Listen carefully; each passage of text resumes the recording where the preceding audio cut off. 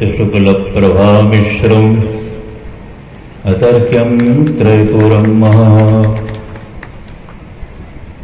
यस्यान्तन्नादिमध्यन्न हि करचरणन्नाम गोत्रन्न सूत्रम् न जातिर्नैव वर्णो न भवति पुरुषो नो नपुंसं न च स्त्री नाकारन्नो विकारन्न हि जनिमरणन्नैव पुण्यन्न पापं न तत्त्वं तत्त्वमेकं सहजसमरसं सद्गुरुं त्वां नमामि। तद्दिव्यमव्ययं धाम सारस्वतमुपास्महे यत्प्रसादात् प्रलीयन्ते मोहान्धतमसश्छटाः। श्रीराम जय जय। और बचा भी लिया। गंधर्व तो केवल यही चाहते थे, जैसे ही देखा कि नग्न ही हमारे पीछे तलवार लेके दौड़ रहा है, वैसे ही मेमनों को छोड़ दिया और गायब हो गए। राजा ने दोनों मेमना के बच्चे उठाए, दौड़ करके ये बताने के लिए दौड़ करके आया कि देखो हमने तुम्हारे मेमने के बच्चों की रक्षा कर दी।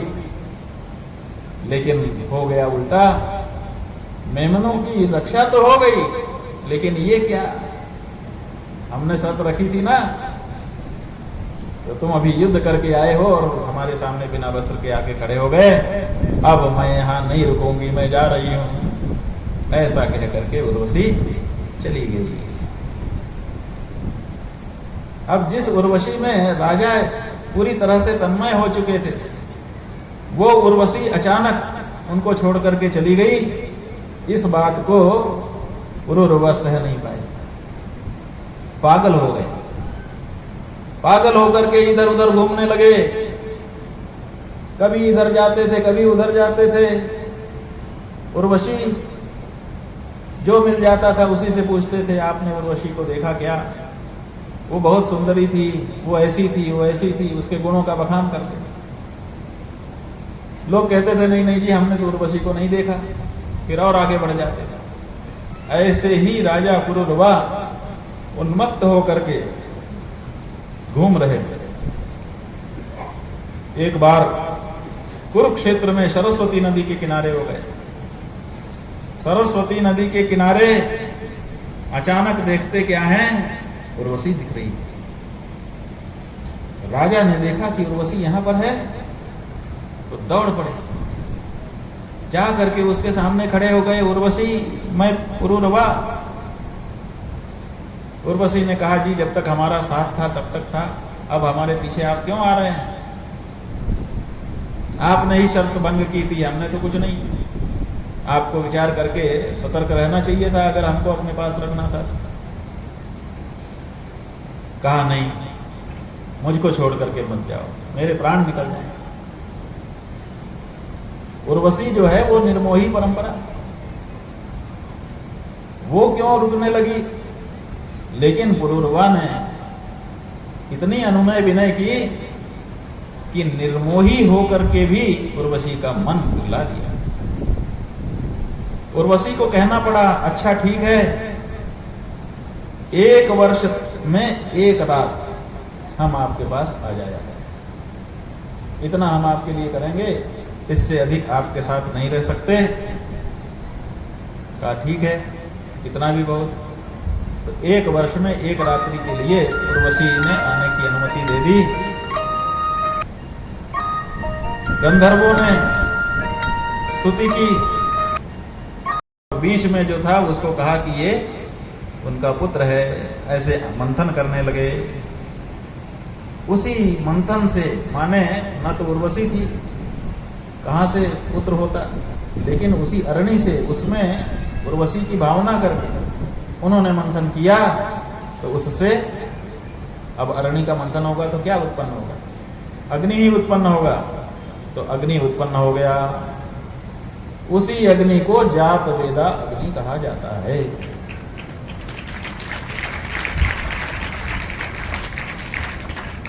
राजा ने उसी अग्नि का 3 विभाग कर दिया। एक का नाम आहवनीय, एक का नाम गार्हपत्य और एक का नाम दक्षिणाग्नि हो गया। माने अग्नि के 3 रूप हो गए। एक आहवनीय है, माने वो अग्नि जिसमें हवन किया जाता है, जो यज्ञ के कुंड में जलाई जाती है। दूसरा काम उससे नहीं किया जाता। जब यज्ञ का काम पूरा हो जाता है तो उसको वहीं पर अग्नि की धारा से पहले तृप्त करके फिर उसके ऊपर घी से सराबोर वस्त्र ओढ़ा करके उसको शांत कर दिया जाता है। और कोई कार्य उससे नहीं होगा, वो आहवनीय है। इसी तरह से दूसरा जो अग्नि है वो गार्हपत्य है, गृहपति के घर में, माने चूल्हे की जो अग्नि है। चूल्हे की अग्नि में क्या होता है, जो आहवनीय अग्नि है उसमें तो हवन आहुति डाल करके देवताओं को पहुंचाया जाता है, और गार्हपत्य अग्नि में का उसमें भगवान का भोग बनाया जाता है। भोग बना करके भगवान को तृप्त करने के लिए उनके सामने परोसा जाता है। और इसी तरह से एक दक्षिणाग्नि भी है। इसका क्या है, ये जो दक्षिणाग्नि है, दक्षिणा ज्ञान संदेशा, ये ज्ञान का संदेश देती रहती है, लोगों को ज्ञानवान बनाती है। ये कैसे बनाती है? का ये दीपक में लेसी जाती है। जो दीपक में लेसी गई अग्नि है वो दक्षिणाग्नि है। ये लोगों को ज्ञान देती है। कैसे देती है? अरे जब दिया नहीं जलता रहता है तब आप ठोकर खा के गिर जाते हैं, और जब दिया जलता रहता है तो बड़े आराम से करीने से देख करके निकल जाते हैं। आपको ज्ञान हो गया कि यहाँ ये है, यहाँ ये है, यहाँ ये है, यहाँ ये है। ये ज्ञान किसके माध्यम से होता है?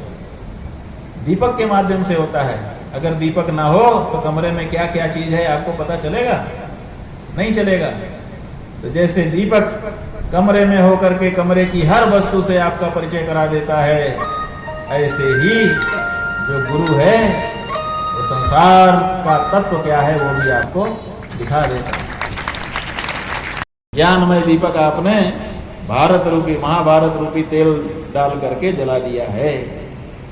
तो ये जो दीपक है ये दक्षिणाग्नि इसीलिए कहा जाता है क्योंकि ये खैर, ये जो पुरुरवा हैं इनके 6 पुत्र हुए। इन्हीं के वंश में जन्नू नाम के ऋषि हुए हैं। आप लोगों ने जिनका नाम गंगा जी के प्रसंग में सुना कि जब गंगा जी शिव जी की जटा से निकल करके भगीरथ के रथ के पीछे पीछे चली तो गंगोत्री के आसपास जब वो पहुंची हिमालय में तो वहीं पर जन्नू ऋषि तपस्या कर रहे थे। और तपस्या करने के लिए सामने पंचपात, त्वष्टा, आचमनी, कुशा, ये सब चीज पूजा की चीजें रखी हुई थी। और गंगा का घमंड अभी भी शंकर की जटा में घूमड़ने के बाद भी कुछ तो कम हुआ था, लेकिन अभी पूरा कम नहीं हुआ। तो वो मुनि के पूजा संभार भी बहा करके लेके चल पड़ी। मुनि ने देखा, अच्छा इसका इतना घमंड कि हमारे पूजा संभार को बहा के ले जा रही है, तो तुरंत मंत्र पढ़ा और मंत्र पढ़ के जो आचमन किया, नारायणाय स्वाहा। तो गंगा जी जो है वो शंकर जी की जटा से तो निकल पड़ी थी, अब जन्नू ऋषि के पेट में पहुंच गई, अब वहां घूमने लगी।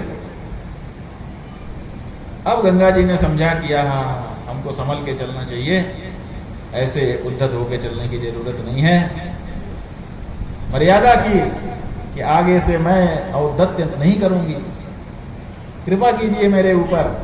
तब जन्नू ऋषि ने कहा, ठीक है बेटा, चिंता मत करो। तो अपनी जांग चीर करके वहां से फिर से इनको प्रकट कर दिया, फिर आगे इनका प्रवाह गया। इसीलिए जन्म बालिका इनको कहा जाता है। ये जो जन्म ऋषि हैं ये इन्हीं के वंश में हुए थे, और इन्हीं के वंश में आगे चल करके गाधी नाम के राजा हुए, जिनकी पुत्री का नाम था सत्यवती। ये सत्यवती जो है वो ऋचिक ऋषि से ब्याही गई थी।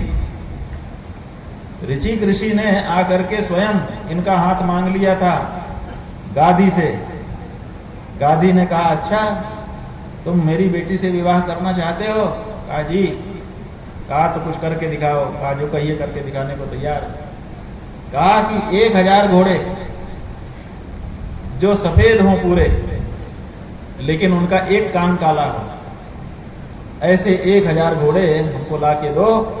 अगर दे सकते हो तो हमारी कन्या का विवाह हम तुमसे कर देंगे, और अगर नहीं ला सकते हो तो फिर लौट करके मत आना।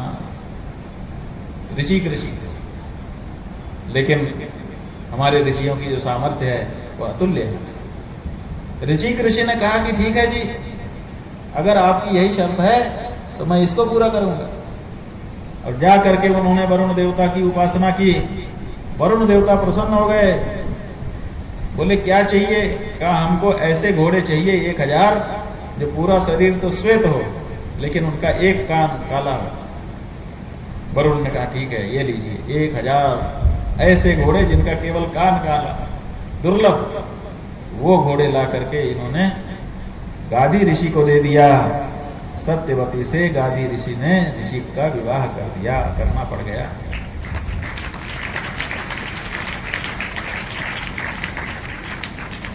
अब विवाह तो हो गया, संतान की कामना मन में थी, तो जो गादी ऋषि हैं उन्होंने कहा चिंता मत करो, हम यज्ञ करेंगे और उसमें अभिमंत्रित जल प्रदान करेंगे जिससे संतान हो जाएगी। लेकिन जो सत्यवती की मां थी उसने भी कहा मुझे भी संतान चाहिए। तो कहा ठीक है, तुम्हारे लिए भी कर देते हैं। अब सत्यवती और सत्यवती की मां दोनों के लिए यज्ञ होने लगा। यज्ञ तो हो रहा था, दोनों के लिए 2 कलश बना करके, चरु बना के रख दिए गए थे। लेकिन जो सत्यवती की मां थी उसने सोचा कि हमारे दामाद ने, ऋषिक ने अपनी पत्नी के लिए विशेष चरु बनाया होगा और हमारे लिए कमजोर चरु बनाया होगा। ऐसा करें कि बदल ले। तो उसने बदल लिया। बेटी से जाके कहा बेटी तुम अपना चरु हमको दे सकती हो? कहा क्यों मां? कहा नहीं बस मेरे मन में भावना है। कहा ठीक है मां, हमारा तुम ले लो, तुम्हारा हम ले लेते हैं। बदल लिया। बदलने से क्या हो गया कि ऋषिक ने सही में अपने पुत्र के लिए विशेष मंत्र पढ़े थे। परिणाम यह हुआ कि ऋषि गुस्सा हो गए, कहने लगे अब तुम्हारा जो बच्चा है वो उद्दंड ही होगा और उनका जो होगा वो ब्रह्मवेत्ता होगा। क्षमा मांगने लगी पुत्री कि हमसे गलती हो गई। सत्यवती तो कहा अच्छा ठीक है, तुम्हारा पुत्र नहीं लेकिन तुम्हारा जो पौत्र होगा वो ऐसा होगा। इस तरह से ऋषिक और सत्यवती से जो पुत्र हुआ उसका नाम हुआ जमदग्नि। इनका विवाह रेणुका से हुआ और इनके कई पुत्र हुए जिनमें परशुराम जी सबसे छोटे थे। ये जो परशुराम जी हैं ये वही परशुराम जी हैं जिन्होंने है वंशी क्षत्रियों से नाराज होकर के 21 बार पृथ्वी को क्षत्रिय विहीन बना दिया था। दुष्टम क्षत्रम भुवो भारम अब्राह्मण्यम अनीनशत। जो दुष्ट क्षत्रिय थे वो भूमि के लिए भार हो रहे थे। ये भूमि जो है ना, इसको जो सज्जन होता है वो भार नहीं लगता, इसको जो दुर्जन होता है वो भार लगता है। कैसे? क्या उसके शरीर का वजन बढ़ जाता है? ऐसे जो दुष्ट होता है उसके शरीर का वजन ज्यादा हो जाता है, मोटापा आ जाता है? नहीं। सज्जन क्या दुबला हो जाता है? नहीं। आप स्वयं अनुभव करिए कि जो आपका सज्जन बेटा है वो आपके ऊपर कभी भार नहीं होता। जो आपका दुर्जन बेटा बेटी है आपके माथे पे हर समय समस्या उत्पन्न किए रहता है। आप जैसे ही थोड़े लक्षण गड़बड़ होने लगते हैं आप सोचते हैं कितनी जल्दी ये भार उतार ले, जल्दी से कहीं हाथ पीले करके भगाओ, भार उतरे हमारा। क्यों भार उतरे? क्योंकि देख रहे हैं कि चरण जो है वो गलत रास्ते पर जाने वाले हैं, चले जाएं उसके पहले ही भार उतारो। तो जब बेटा या बेटी गलत रास्ते जाने लगते हैं तो आपको जैसे वो भार लगते हैं, ऐसे ही पृथ्वी हमारी सबकी माँ है। जब हमारे चरण गलत रास्ते चलते हैं तो माता पृथ्वी को भी भार हो जाता है। इसलिए वो बेचारी रोने लगती हैं। दुष्टम क्षत्रम भुवो भारम, दुष्ट क्षत्रिय जो थे वो भूमि का भार हो रहे थे, और भूमि का भार उतारने के लिए ही भगवान का अवतार होता है। और परशुराम जी भी भगवान के अवतार थे, इसीलिए उन्होंने क्या किया, दुष्ट क्षत्रियों का नाश कर दिया। इसी के लिए उन्होंने 21 बार क्षत्रिय विहीन बनाए। परीक्षित जी ने पूछा, सुखदेव जी महाराज ये क्षत्रियों ने ऐसा क्या अपराध कर दिया था कि परशुराम जी को उनको निर्मूल करने का प्रयास करना पड़ा। सुखदेव जी ने बताया कि देखिए, है बंसी एक अर्जुन नाम का राजा हुआ, जो सहस्रबाहु था, 1000 हाथ वाला। उसने भगवान दत्तात्रेय की आराधना की, दत्तात्रेय को प्रसन्न कर लिया और अपराजित होने का वरदान प्राप्त कर लिया कि हमको कोई पराजित कर ना सके। दत्तात्रेय भगवान ने प्रसन्न होकर के उसको कह दिया कि जाओ, तुमको कोई नहीं हरा सकेगा। अब जब उसने ऐसा वरदान प्राप्त कर लिया तो फिर अब कोई बात ही नहीं थी। अब तो जो भी सामने आ जाए हारना ही है, गारंटी हो गई कि हम तो जीतेंगे ही। अब किस बात का? एक बार ये है वंशी जो अर्जुन था, सहस्रबाहु, सहस्रार्जुन जिसको कहते हैं, वो नर्मदा नदी में नहा रहा था। और नर्मदा नदी में नहाते नहाते नर्मदा जी के सामने अपना घमंड दिखाने का उसको मन हो गया, तो उसने अपनी दोनों भुजाएं यूं लगा दी और नर्मदा जी के जल को रोक दिया। जैसे बांध बना करके जल को रोक दिया जाता है, ऐसे ही नर्मदा नदी के जल को बांध बना करके रोक लिया। अब पानी आगे बढ़ा ही ना, रुकने लगा। अब जब पानी रुकता है तो वैसे ऐसे धीरे धीरे उसकी सतह ऊंची होने लगती है। अब सतह ऊंची होने लगी और उसी समय क्या हुआ था कि रावण जो था वो यात्रा कर रहा था और नर्मदा नदी की थोड़ी दूर पर ही उसने शिविर लगा रखे और उसी में रुका हुआ था। अचानक देखा कि पानी बढ़ रहा है, बढ़ते बढ़ते इतना बढ़ा कि रावण का शिविर डूबने लगा। रावण ने कहा, अरे ये कौन व्यक्ति है जिसने हमारे शिविर तक जल को भेज दिया। अब रावण भी कम नहीं था, उसका भी अपना। तो रावण तलवार लेकर के निकल पड़ा, कौन है जिसने ये दुष्टता की, धृष्टता की, हम उसको मजा चखाएंगे। और आया तो देखा सहस्रबाहु हाथों से पानी को रोके हुए है, धारा को। दो बातें रावण ने कही। सहस्रबाहु ने कहा, इधर आ। अब एक हाथ तो थे नहीं सहस्रबाहु के, 1000 हाथ थे, 500 इधर 500 इधर, इसीलिए तो उसने पानी को रोक लिया था, एक के ऊपर एक हाथ लगा। 2-3 हाथ खाली कर लिए। कहा कि ज्यादा की जरूरत नहीं है, 2 हाथ तुम्हारे लिए मैं खाली कर लेता हूं।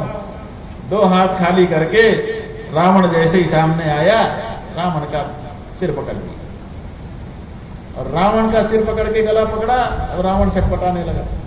जैसे कोई गले से सांप को पकड़ ले, सांप छटपटाने लगता है, सारा बल उसका समाप्त हो जाता है। ऐसे ही रावण को पकड़ लिया।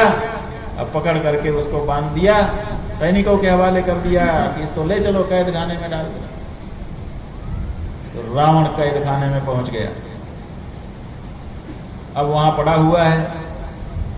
पुलस्त ऋषि को पता चला कि हमारा नाती जो है सहस्रबाहु के कैद खाने में है, तो पहुंच गए। कहा कि हमारा बच्चा है, छोड़ दीजिए। कहा ठीक है, आगे से कह दीजिए कि हमसे पंगा ना लें। तो रावण वहां से पुलस्त ऋषि के सिफारिश पर छूट पाया, अपने पराक्रम से नहीं छूटा। कई जगह पे रावण को मुंह की खानी पड़ी। इसी बात का स्मरण तो अंगद जी ने जब दूत बन करके गए थे तो कराया था रावण को कि रावण तुम क्या बात करते हो, कई अवसर हैं जब तुमने भी मुंह की खाई है। एक दिन